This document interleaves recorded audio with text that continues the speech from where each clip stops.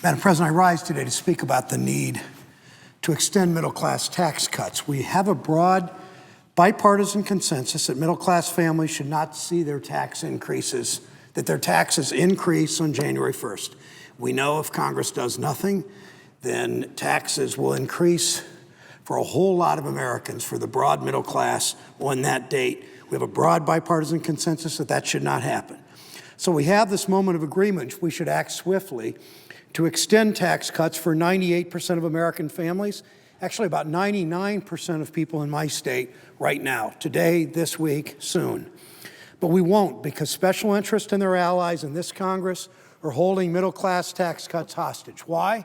It's the same old song, in order to protect the interests of millionaires and billionaires. It seems that the default button for so many people in this institution, certainly the majority in the House of Representatives and far too many in the Senate, is no matter what, you protect the interests of millionaires and protect the interests of billionaires. Let's be clear, regardless of whose plan becomes law, whether it's our plan where we immediately, today, this week, as soon as possible, whether we immediately grant tax relief for people that are middle class, that in essence, every American will get a tax cut on their first $250,000 of income. If you're making $1 million a year, you still get a tax break on your first tax cut on your first $200,000. If you make $10 million a year, you still get your taxes cut on the first $250,000. You're only paying roughly 4% on every dollar above $250,000. So we have bipartisan agreement. Let's lock that in, that the middle class will get a tax cut. There's an old cliche that the definition of insanity is doing the same thing over and over and expecting different results. We've been in this policy shop before when they sold us the same flawed economic policies based upon tax cuts for the wealthy trickling down to the middle class. I was in the House of Representatives in the first part of the last decade when President Bush came to us. We had a huge budget surplus, if you remember those days, a huge budget surplus. In fact, in 2001, we had the largest budget surplus in American history. Surplus, not deficit. Look what we're dealing with now. So what happened? We went two wars, Iraq and Afghanistan. Bad idea to go into Iraq.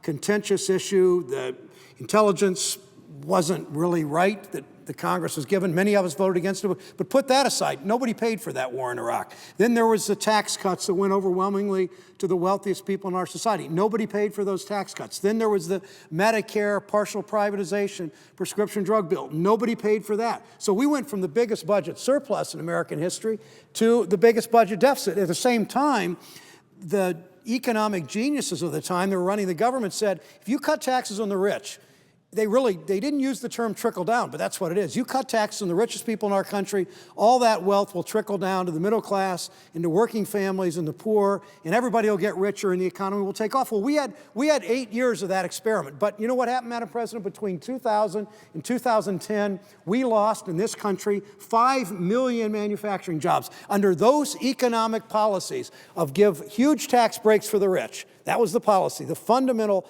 tenet, central core of that policy is huge tax cuts for the rich. What happened? We lost a third of our manufacturing jobs. It's only since we've begun to bring some more fairness with the Recovery Act, with Wall Street reform, with some other things we've done, with the auto rescue, especially important in my state, did we see the economy grow. From 2010, the unemployment rate in my state in 2009 was 10.6%. Now it's 7.3%. That's not good enough, but it's certainly progress. 5 million manufacturing jobs lost between 2000 and 2010. Since 2010, almost every single month we've gained manufacturing jobs. In the aggregate, some 450 to 500,000 manufacturing jobs. So clearly, this policy of cutting taxes on the wealthy is going to create prosperity. It just didn't work that way. We went from, as I said, went from a surplus at the end of the Clinton years to massive deficits at the end of the Bush years. So let's be clear, we're talking about returning the tax rates for the top 2% of Americans to their 1993 level, the same year that President Clinton balanced the budget.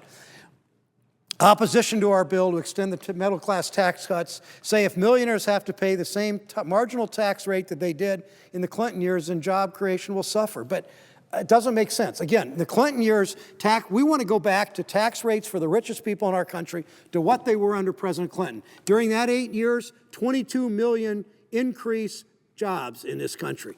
The Bush years with low tax rates for the rich, we lost 5 million manufacturing jobs and had absolutely anemic economic growth.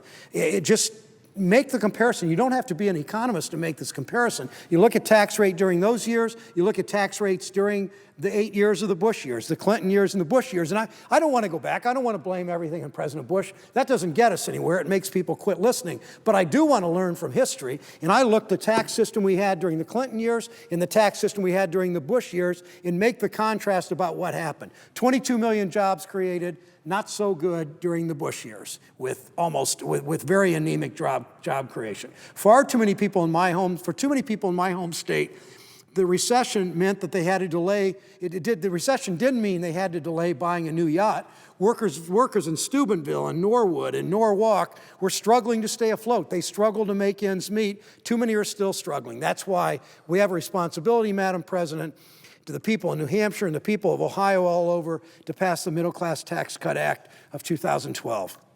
Madam President, the median household income in Ohio is $47,358. For those families, a $2,000 tax cut means a whole lot. We know that 98% of Americans who would benefit from this tax cut are going to put that money back in the economy. This isn't trickle down. This is you get a tax cut like that, and you put money into you buy, maybe you can put a down payment on a car. Maybe you can help pay your son or daughter's way to community college. Maybe you can do some remodeling in your house. Maybe you can just do some things around the house that you need to do, or take your kids to a movie or go out to dinner once in a while. But that $2,000 really means a lot for a family whose income is $47,000. That's why this legislation is so important. We can't afford to stall on this important middle-class tax cut for the Americans who need it most. The middle class in society has been beat up long enough for 10 years, Madam President, where wages have been stagnant, where people are too anxious about layoffs, where people simply haven't had the opportunity to do what they need to do to build this great country. Madam President, I ask my colleagues to support this legislation.